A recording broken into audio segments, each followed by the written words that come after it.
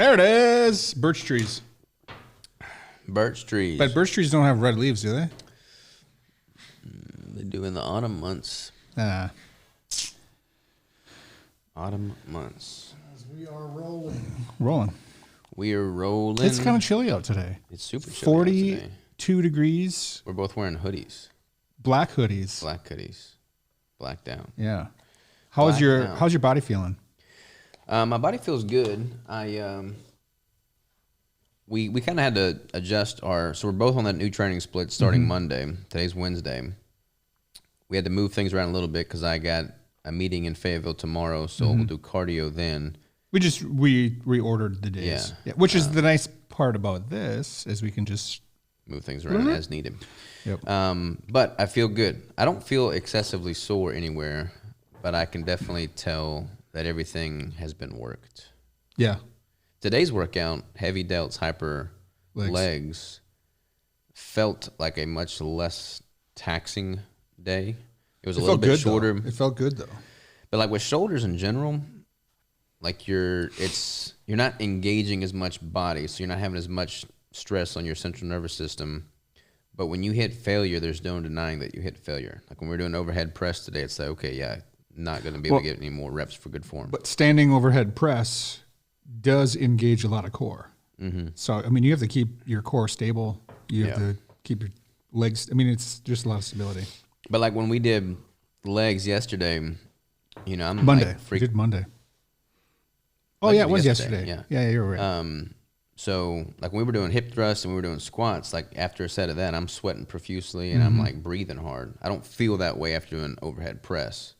True. But there's no way I could have gotten more weight or more reps cleanly on overhead press. No. Not so cleanly. That's the key, cleanly. Yeah, you we can bounce could do like the a bar push press with it, but we didn't want to do that. No. So I'm excited about it. I think having it formatted, sticking to it, not jumping around. I mean, I like trying different exercises out like we have with the full body, but I'm excited to stick to a core group of the same exercises and then just standardize those and then stick with this for at least, I don't know. I mean, I feel like we'll stick with this for at least 6 months, probably. Consistently straight. Yeah. And then we can analyze, improvements over that time. That's the thing is I think a lot of times people want to bounce around and they don't even give themselves enough time with one form of workout programming before they want to try the next new thing, new thing. Somebody else drops, some trendy video or some crazy little new movement, or they just bounce.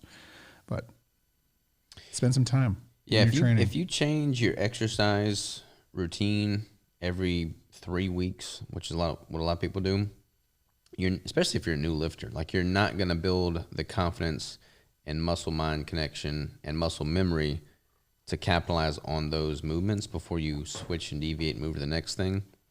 I mean, and some things never need to switch. I mean, like we do the basics. The basics work. Yeah, the basics. They never don't work.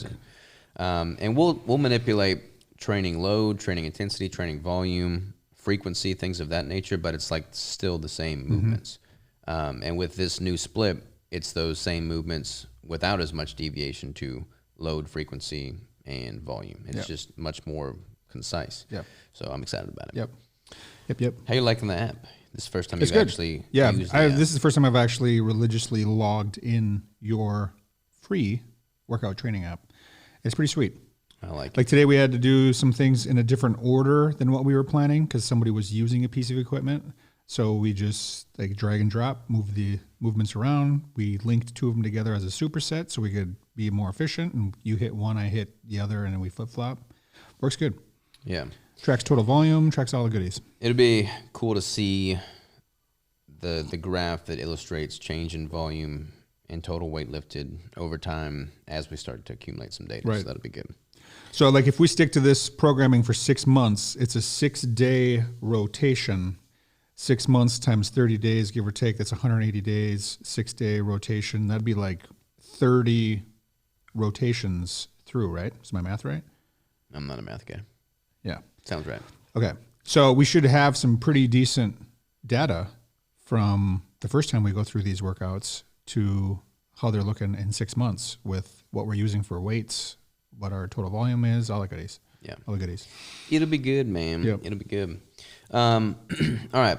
Well, let's talk about parameters because we're pretty much a month post show now. Mm-hmm. So you're 4 weeks into your reverse. I'm in a build phase still, obviously. We're both going to be building throughout 2026. That's why we built out this new split to get some momentum established before going into the new year. We need to get blood work drawn. That's been on our to-do list. I want to do a for while. CAC too. Yeah, I want to do a CAC as well. So we'll get blood work drawn. We are probably going to get another DEXA before too awful long as well. I'm going to have Crystal do a caliper test on me, circumference measurements, and we'll get a really good baseline established at the onset, technically, of our build, our formal build. And then we'll have all that data to measure against before we transition to our next cut. But one thing I want to touch on, and we kind of talked about this a little bit on our live call last night, is when you're in a build phase, you're ideally spending more time in the build than you're in a cut because it takes more time to build muscle than it does to lose fat. But when you're coming from a super lean conditioned physique, as you were with the show, it is psychologically and emotionally taxing to see the scale weight creep up, to see a loss in visible definition, losing some vascularity. It's just a tough pill for people to swallow. The seatbelt gets tighter, clothes fit a little differently. I have my walk-in closet is like kind of segregated or sectioned. Mm-hmm. While in prep clothes, size large t-shirts, different stuff that I can wear when I'm lean. And now I'm having to go to the other side of the closet and chunky season. The winter arc is here, like size XL t-shirts, looser clothing. And I'm like, dang. Mm-hmm. I'm just gonna keep that stuff over there. I'll see you guys again. Some t-shirts that are like my favorite t-shirts even have both sizes. Yeah. So like, okay, now the XL is feeling a little bit loose, baggy. I'm leaning out. I'm dropping some weight. Then I get to grab the large off the hanger, and so it's kind of a mind F because you can't wear the same clothes. You can't. I mean, it just messes with you. But anybody who's been through that cycle once or more than once already knows. Yep. Like it's coming. And you got to learn embrace it. To embrace the phase you're in. The grass always looks greener on the other side. Like when you're in a deficit and you're hungry, it's like, man, I wish I could eat more. Yeah. And you're like looking at people eat more. But then when you're like eating more, you're looking at people that are shredded and posting Instagram pictures of abs and like, man, I want to get into a cut. And that's what trips so many people up because they just flip-flop and they're just in this perpetual state of yo-yo. And when you're doing that, you certainly can't capitalize on muscle building potential because if you're, eating sloppy, put on too much body fat relative to muscle tissue, recognize it, and then just immediately cut into a drastic deficit, you're not going to optimize building muscle if you're in a deficit. So like people just spend all their time in this yo-yo phase, and when they finally stabilize, they look back and it's like, man, I look worse than what I did at the onset. Didn't gain any muscle or they didn't gain any muscle. So like baseline. you got to marinate at that fed state, not a sloppy fed state, but like a strategic fed state in a slight surplus to actually build legitimate muscle tissue and look different and better the next time you lean out. And that's a hard pill for people to swallow. I think the problem is people just allow themselves to get too sloppy in that fed state, and then they start beating themselves up, and then they want to make a drastic shift. So like the key is to stay within a tighter margin, so to speak, within those guide rails and not let yourself go, because there's a point of diminishing returns with eating in an excess. Like you need to eat in a slight surplus, but when you're eating 2,000 calories more than your maintenance, like you're just going to put on body fat. And yeah, you might be able to lift more weight because your leverage points have changed, but you could also put on the same amount of muscle tissue at a much more reasonable surplus. True. So staying within the realms is key. And for me, I don't want to get beyond like 190. Like right now I'm 183, 184, 180, depending on the day. I don't need to be beyond 190 because I'm not going to put on 10 pounds of muscle tissue naturally in a year. And you're going to monitor body fat readings along the way. So, I mean, you'll know kind of what's going on as the scale moves. And if you're staying clean, if you're marinating at a good surplus, like you want to see the scale increase because that means you're building muscle. I mean, if the weight that you're moving in the gym is going up, to an extent, the leverage points are changing, but at the end of the day, it's muscle moving that weight, not fat. So if you're seeing a gradual increase in scale weight, that's not a bad thing if all the performance markers are increasing. Now, if you're seeing a total plateau in training metrics and the scale keeps going up, then you can feel pretty confident that you may need to relook at some things. Yeah. But yeah, I mean, for me, like I'm 12.8% right now via that in-body. And if I stay within 12 to probably 16% body fat, I'm in a good spot for building. Yeah. I was thinking 15-ish would be kind of where I want to not creep past. Yeah. I was 10 point something this morning and right around 205, 206 body And weight. your show weight was 190? 189, 187, I think you I hit. think it was low 190s. Yeah. The show I did in July was in the 180s. Then we reversed a little bit, did your show in September, kind of hit the low 190s. So I'm up like 10 to 15 pounds, but I'm still hanging around 10-ish% body fat. Yeah. So can't complain. No, that's a good spot to be in. I don't think I want to get too much heavier than 205, 210-ish, because last prep I started at like 230, 235. Yeah. And that was a lot of weight to peel off. Yeah, and my last prep, I started at 182, and I'm pretty much at that weight now, but a little bit leaner. So if I wind up starting my next prep, south of 190, then I'm in a pretty reasonable spot. Yeah. No need for me to be north of 190. But that's the beauty of it. Like, you get better, you get strategic. Every time you cycle through a building and cutting phase, it gets easier. Your body's familiar with it because it's gone through there before, and you just know what to expect. And you set your expectations accordingly. So it's got to be a lifelong journey. What else is new? Today's Wednesday. Today's Wednesday. Tomorrow's Thursday. Tomorrow's Thursday. What else is tomorrow? Team day. And Robert's birthday. I'm getting old, Robert man. turns 34 on Thursday, tomorrow. But when this episode comes out, it's coming out on Friday. So be a day happy old. belated birthday to you, Robert. Appreciate it, man. Yeah, we're gonna have the whole crew over at your place tomorrow, Thursday, yesterday, if this is Friday. Yeah. And we're gonna make keto pizzas. And that was a dedicated team day. So like we try and do Yeah. team days after every big launch. And we just launched Glazed Donuts. Like, all right, let's do a team day. And it just It's fun. coincidentally fell on my birthday as well. So it'll be kind of like a tandem celebration. Pizza party. It'll be good because we'll have a whole bunch of keto pizzas, multiple different topping options, multiple different crust variations. And then we'll have, all they'd be like going to CC's Pizza, like you're all like a Chuck E. Cheese birthday party, man. Minus, get a slide. minus the gross-looking oversized mouse or rat or whatever it is. forget that. But it'll be good because we're going to have pizza party, keto pizza party. And then I've got that massive projector screen that I got for posing seminars is what I think I got it for. And we'll do like a movie in the yard.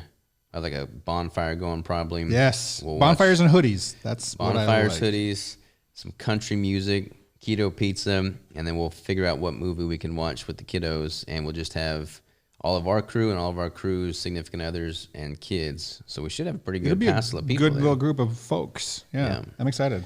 What do you want to watch, man? What should we watch?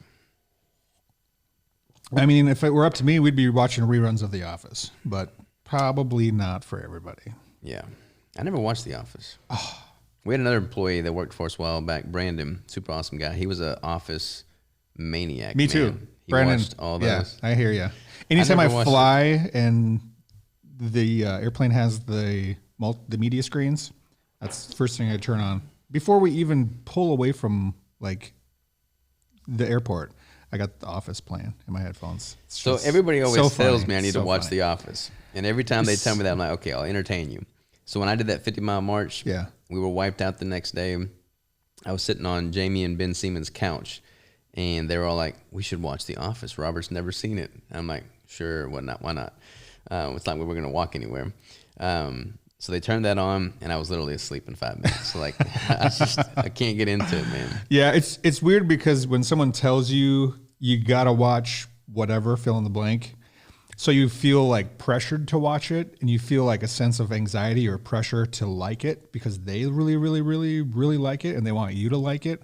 So then you're like watching it with super high hopes, and a lot of times it just flops. Like people always tell me, do you have Netflix? Do you have Hulu? Do you have whatever? You got to watch whatever. And I watched like one episode and I'm like, this is not worth my time. I'm not going to sit here and watch, 30-minute episode. Yeah. I have way more things that I could be doing instead of binging something. That Netflix binge phenomenon, man, I don't even is crazy. I have zero subscription TV providers except for Amazon Prime because it comes free with Prime, and like HBO Max because it comes free with my AT&T phone.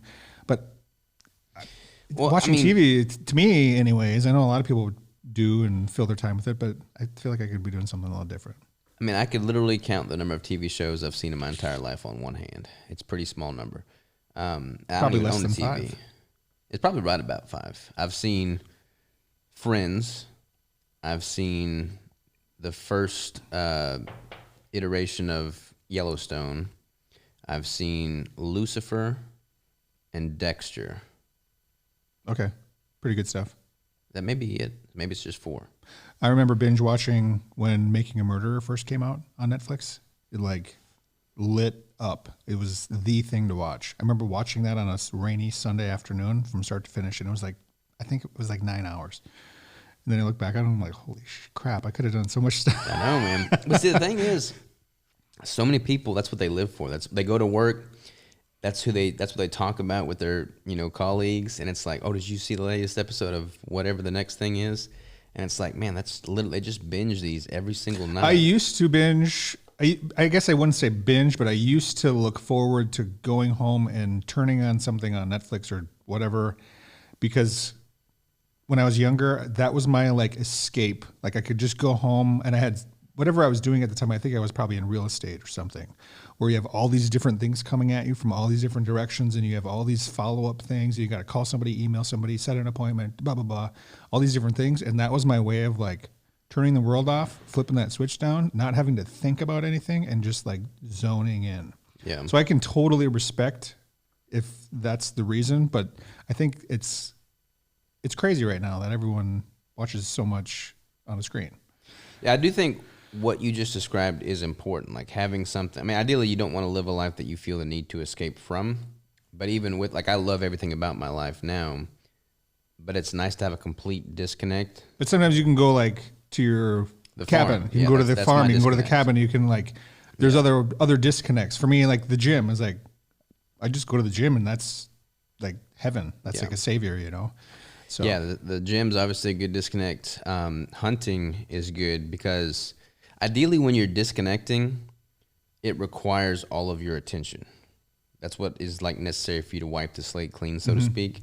And when you're hunting, 99% of it is not a great disconnect because you're able to just sit out there and think about everything while you're out there, which is good too, but it's not really a disconnect. Yeah. But when you actually have something in your sights, like all of that is instantly gone. Like if I'm hunting, I'm thinking about QuickBooks, I'm thinking about accounting, I'm thinking about like bills. See, you need to start watching Netflix. Yeah, but then like the moment a deer walks out and I'm actually getting into position to take a shot, the switch, like all of that stuff is gone, man. Switch like flips. My heart starts beating heavier. It's just total disconnect. Mm-hmm. And hiking, that's the gym. For me, the gym and hiking is like perfect. So. Also, in addition to tomorrow, Thursday, being your birthday, yes, we're doing something kind of something super quirky and fun with Keto Brick that you came up with randomly. Yeah, and I'll let you tell them. It's pretty cool. This podcast is hitting the airwaves on Friday, last opportunity, the last day of October, and you may want to. So we filmed this yesterday. Basically what we did is so with it being my birthday, I'm like, okay, what can I do that's fun, creative, spontaneous, and just kind of spicy and gives back. So we had a bunch of cash on hand, which I don't ever really have cash on hand. I'm a plastic guy, but we had a bunch of cash on hand from the recent competition and the conferences that we've done where we'll take cash out for, people buying bricks with cash, things like that. So I had a lot more cash on hand than I normally do. So I'm like, okay, I don't like having cash on hand. How can I get rid of this? So what we decided to do was we filmed a little promo video. This is out on my Instagram now for y'all to check out. But basically, I've got all this cash. I've got some hundreds in there. I've got 5s, 10s, 20s, a bunch of 1s, all kinds of stuff. And from now or from the moment that reel goes live until the end of the month, so the 31st of October, every order that comes in at ketobrick.com, we're going to throw a bill in there. It's going to be totally random. So somebody might buy $300 worth of bricks and get a $1 bill in there, or somebody may buy a single brick for $15 and then get a $100 bill in there. Like totally random. But yeah, that's pretty sweet. Yeah, there's we're just a gonna use lot up that of cash. There's a lot of bills, like hundreds of bills total. I got something in my eyeball. I cannot. My God, it's stuck in my eyelash. Yeah, So there's hundreds of bills. So lots of bills. any orders that come in are getting a bill. Yep. Bill. And people that won't see the Instagram, won't listen to this podcast, they're just going to open up their bricks and be like, what the heck is a 20 doing in here? We might get some weird emails like, hey, did you guys lose some money? Yeah, did y'all drop some cash in my box on accident? Yep. No, totally intentional. But yeah, every order from now until the end of the month will have a bill in there. So it'll be good. midnight on Friday. Yep, midnight on Friday. Because Saturday is November 1st, right? Yeah, so Thursday's the 30th. Yeah. 'cause your Friday's birthday's the 31st, yeah. Halloween is Friday. So, yeah, man, Sweet. 34 years old. You are getting old. I'm getting old. I don't feel old though. I feel like there are things changing that I wouldn't have noticed in my 20s, but they're not necessarily bad things. I mean, it just makes me be more strategic. Like, I'm not getting. I mean, I am technically getting old, but We're all getting old. Yeah, we're all. The day we're dying. born, we're getting old. But like I'll watch Rigel, jump from the couch to the cushion to the floor, and then like wake up from a nap and be like super limber. Like it takes me just a little bit to like start moving, but then once I start moving, I'm super flexible and I can do the splits and everything. Yeah, but So Rigel doesn't deadlift quite as much. that's true. Rigel doesn't deadlift quite as much yet. So like I feel a little bit more stiff than I did 10 years ago, but as soon as I start moving, I'm like I was at 16. That's pretty much the only difference. And I you've feel got a like lot I of need more experiences. sleep. Yeah. Like I mean, I remember in college, man, I would go 3 days without sleep and just still be rocking. I would not want to do that now.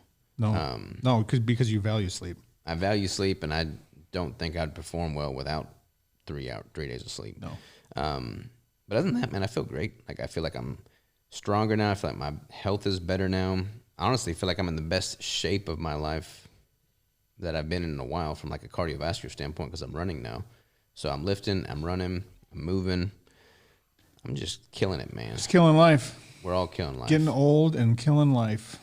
And Only got one chance. We had that live call yesterday, and we were talking to Joe Davis. He was jumping on there. He's obviously older now than he was before, Yeah. It's kind of how that works. But he just did the Olympia competition. How old is Joe? I forget. 54, I think. 50s? 50. He's 50-something. 54. Joe, listening? But he did the Olympia competition. 2 weeks after the Olympia competition, he's at a light weight right now. So he did his age demographic at 165 body weight in a powerlifting competition, set a state and national record. That's crazy. And then he is going to beat the record that the 180 class holds when he reverses up into his normal walking around weight, which is around 180. And what's cool is everybody else that's doing that 180 bracket, they're going to have to diet down to get there. Yeah. And he'll be dieting up, refilling So from the prep. he'll actually be chasing a surplus. Yeah. Like he's going to be totally fueled, Yeah. not depleted and Yeah, ready to yeah, rock. yeah. And That's he'll, pretty he'll beat sweet. that record. So yeah, that's like a perfect example. So of, he's killing life too. Nice Yeah. job, Joe. So a perfect example of somebody that's, as you age, literally getting better with every year that passes. That's honestly, at the end of the day, that's the main message that we're preaching here. It's like, look, you don't have to be a competitive bodybuilder. If you want to, great, we have an outlet for you. But if you live the lifestyle of a bodybuilder with a well-formulated ketogenic diet and check all those boxes properly, go through these building and cutting phases strategically, you will literally get better every single year. In any aspect of life. Yeah, Doesn't every need aspect doesn't of need to life. be even weightlifting related. It can Yeah. be, whatever your occupation is, whatever your physical fitness favorite things are. If you want to go kayaking, if you want to go mountain climbing, if you want to do this, that. I mean, look at Eric. He was on a live call last night too. He's not a competitive yeah, bodybuilder. he went through your protocol. He didn't even compete. Yeah. And he was like on cloud 9 because this is the best shape he's been in. Yeah, he sees And how his old is abs Eric? now. Eric is I don't know how old Eric is. Is he in 40s, 50s, 60s? I'm not sure what he's Yeah, at. Eric, you gotta know how old you are. But I We mean, don't- it's hard he to went tell and bought a people- suit the other day. It looked better than he'd ever had in a suit before. He was able to get like a fitted suit, and like that's his competition. Like Yeah. he's winning at that. It's like that's the message right there. You know, level up in life regardless of what your goals are. Yep. So Yep. exciting stuff, man. It is. Exciting stuff. But I'm not as old as you. That's the main thing. I got 11 years on you. I'm 45. Okay, I don't so, feel like I'm 11 years older, though. Yeah, I feel like honestly, I'm probably way more mature than you. Possibly. Except for when Joking. you're running around here telling your dorky jokes. Wait, that's me. I do that. Yeah, quite a we bit. do. Singing in the shower. Yeah. It is nice having a shower here. It is. Yeah. Total tangent, but Yep. having a shower here was one of the best additions we've made to our gym. Probably more so than most any singular equipment piece. Yeah, we should get a tanning bed. Yeah, I want to That'd be get. kind of cool. I want to get a stairmaster, Belt squat. a tanning bed, a belt squat. You know, like those are my next three Ball pit. pieces. A what? Like a ball pit. You know, like they have a, like the, Like Chuck E. Cheese? yeah. Like a ball pit? You could cannonball into a ball pit. That would be good with Rigel here. Yeah, exactly. So yeah, we can get a ball pit. Okay. But something like that I think would be good. And the belt squat that I want has those vertical posts with the adjustable cable. So it's kind of like a functional trainer / belt squat. So that would be good. That would be sweet. But yeah, just bit by bit, man. Bit by bit. One thing at a time. What else we got as far as business stuff goes? We're working on a retreat. Yeah. We haven't got the details ironed out on that yet, but we'll be sure to shooting for end of February. end of February. The last weekend in February, that kind of ties into the first day of March. Have we talked about that at all? On the I don't think we really have, but we're thinking about doing a mud run meetup, Yeah. and it would be a Tough Mudder in Meat Austin. spelt M-E-A-T. M-E-A-T. Yeah. Yeah. Tough Mudder in Austin, Texas, and that's a Saturday, Sunday event. We would have like an Airbnb or something where we could all hang out, invite people from all over the country, world, and run a Tough Mudder. If you're keto, you can do it keto. If you're not, that's totally fine too. And then we would grill some meat Yeah. or go out and get barbecue, whatever. Well, we'll be in Austin, so at some point we have to get barbecue. We got to go for to Terry sure. Black's. We'll go there. We're going to have probably one expert speaker. That's kind of how we do these retreats. We'll have one expert speaker that's kind of unique to that activity.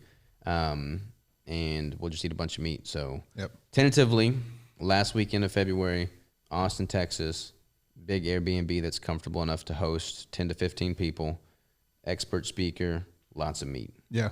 Once And we get- camaraderie. Last couple of retreats were awesome. Like just Yeah. hanging out with people and meeting people from all over, and it's cool.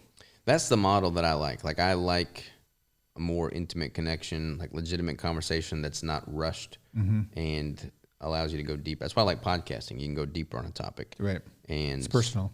I like the conferences too. Like we're going to be going to Tampa next month for Hack Your Health. That's like 2 or 3 weeks away. I know, man, it's crazy quick. So that'll be exciting. I'm looking forward to that. But I'm excited about the smaller, more intimate retreats where we can just really get to know somebody. Like literally build a relationship with somebody that goes beyond just the event itself because you know them on a deep enough level that you're invested in their success. You make legitimate connections. It's definitely worthwhile. Faux show. Faux show. And Keto Brick, what are we doing for Keto Brick? This week we're doing just a whole bunch of deep cleaning. Yeah, this week getting and stuff next week, we're situated. not doing any production. We're just wiping the slate clean, getting things organized, kind of doing our spring cleaning in the fall, so to speak, so that we can tackle the beginning of the year going strong. But we got some pretty exciting things throughout the rest of this year still. We got a couple new flavors still with 2 months left to spare. So I'm excited about that. And then we got some big plans for the very beginning of the year, 2026. So yeah, this week and next week is all about just getting organized, getting clean, getting structured. We're bringing on a new software that will allow us to just keep track of everything that much better. So I'm excited about that. It's kind of crazy because you and I have been doing a bunch of homework for that onboarding software. Like it's a 3-month onboarding process, and you and I are doing quizzes, lessons. Yeah. I feel like I'm It's back like in going college. back to. or I was just something. going to say it's like going back to college, doing an online class. But it'll be good. It'll be good. And then obviously we got some other stuff, other brands that we'll dive deeper into. But we're getting a pretty big shipment of gear for one of those launches, not Keto Brick related, but another brand related, getting shipped to us I'm this week. excited for that. Yes. 10 pallets, right? 10 pallets? 10 pallets. It's going to be good. Yeah. It's going to be good. Hundreds of SKUs. Hundreds of SKUs. Yeah, I mean, we're just taking over the world, man. Yeah. That's the plan. Like we'll talk a lot more about that in depth as we get closer, because I don't want to get people foaming at the mouth just yet. But I am really excited about that. It is pretty wild to think that there's so much stuff going on here that only we really know is going on. Yeah, we're getting stuff, all the things put in place to do some things that when those things come to fruition, it's going to be pretty sweet. Well, that's why we started the Work Podcast to begin with. Like I wanted to give people a behind the scenes as to just like real time, because we record these the week that they're published. Like my other podcast, I mean, I'm trying to stay ahead of those, so I'll oftentimes record them a month before they're actually published. Sure. But with the work, it's like we record these real time. So like anything that we're working on, y'all are hearing about it. I need to start vlogging again. I know one person in the comments said I should start vlogging, and I definitely want to. I intend to. I just want to do it right. And vlogging is no joke, man. Yeah, that takes some time. Yeah, it takes some time. And there's just a lot of things taking my time right now. But it'll be good. I'm excited about it. Agreed. Anything else we want to cover before we call it a wrap? No, I'm hungry. I might go eat. Hungry? All right, you go eat. I'll probably eat a brick as well. And then we'll just... What flavor brick are you having today? I've been on a glazed donut kick and a Bell's brownie batter kick. I've been doing a lot of Bells. I melted down 1, 2, 3, 5 or 6 different I saw that bricks. picture. So I got today as part of my lunch. I've got one little miniature, mini, like kind of looks like a Reese's cup. That's the mold I have. I've got one of 5 different flavors, so I get a little variety. And So it's you only eating like did you make the size of them so that one is 1/5 of a brick? I didn't measure them out this time. I just filled the cups. I have measured them out, so they're all exactly the same weight, so they're easier to track. This time I just throw my little container on the scale, zero it out, grab one of Bell's brownie, weigh it, zero it out, grab one of glazed donut, put it in there, weigh it, zero it out. So I can just track each flavor independently. They're like 50 to 60 calories per little mini. Speaking of tracking, I've thought about making a little mini course, so to speak, that just like distills tracking the right way. I'm down to because its essence. that has been a thought in my head for literally years. Like, how do you use the scale? How do you enter in, a liquid? How do you measure something as you scoop it out? How do you like raw weight versus cooked Right. weight? I think that'd Grilling be food versus using cast iron, like how to track the right way. We should, or you should, or whatever, definitely make something like that. Just a little mini course on getting started with food tracking, how to use your kitchen scale. And honestly, like I take it for granted because I've just always tracked. I just assume people know how to track. But like, there's so many apps out there nowadays. There's so many questions. I get so many questions around how to track, and so many of the people in the keto carnivore space, especially, don't know how to track because they're just told to eat intuitively, and it's all Greek to them. So I'm like, well, let me not put the cart before the horse. Let me just, give people the basics and do it the right way so they can build that foundation. So we could write out a little outline Yeah. on how to do it. Like, for example, somebody asks me, I forget what it was, something about like peanut butter. So if you're trying to add, let's say you're trying to add 28 grams of peanut butter to your plate, you put your plate on the scale, you zero out the scale, but then you take a scoop of peanut butter and you add it to your plate. What do you do with the peanut butter that's still on the spoon? Because you're definitely not going to probably scrape it off and put it back in the jar. So the solution is to start with the peanut butter on the scale and then zero it out and scoop until you get negative 28 grams on the screen, and everything that's now out of the jar is consumable. Because people would scoop peanut butter out, put it onto their plate, and then they'd lick the spoon, right? Now you just consumed an extra 12 grams of peanut butter. Yep. So, I mean, if you want to be super, super anal and detail-oriented, there's just little tiny tips and tricks. There's all kinds of tricks. Second you can nature do. for me and you. Yeah. Another trick that people could probably benefit from is if you are, most scales are not super sensitive unless you get like a medical grade scale. So like if you're eating pork rinds, you can have your scale, and if you put one pork rind on at a time, I've seen those videos. there's no weight associated with it. So there's no macros. So you can just eat that one pork rind, then put one more on there. There's all kinds of things you can do. There's all kinds of videos of people that are like, oh, zero. 0 grams. Okay, they eat it. And Yeah. They put another Dorito on there, and it's 0 grams. So all that to say, That'd be cool. We should do that. You should do that. Whatever. I mean, we can totally do it. But if y'all are interested in that, a lot of people don't need it because you already know. But if there's enough interest or demand for it, we can totally crank that out and it just make it simple and straightforward for people and just like take the guesswork out of it. Yep. Because like everything that we talk about, you know, we think of as being like 1.0 and beyond, but maybe that isn't 1.0 for somebody. Like if they've never done it before, that may be a pretty big exactly. hurdle. So let's just remove the hurdles because everything else that we talk about is kind of built on, okay, you know how to do this first, but like maybe we need to tell people, okay, this is how you do that. That way everything else that we talk about makes sense and applies. So, because I've had several clients that have never tracked anything. They don't even have a kitchen scale. Yeah. You know, they don't know what 4 ounces of chicken is. They don't know what, you know, a serving of cottage cheese looks like. They don't know how many almonds are in 1 ounce, you know? Yeah. Like it's basic for us, but I've been doing it for 20 years, you know? all right, we'll knock that out. Sweet. We'll put that on our to-do list. By golly. I'm in. All right, y'all. Until next time, ta-ta for now. Ta-ta.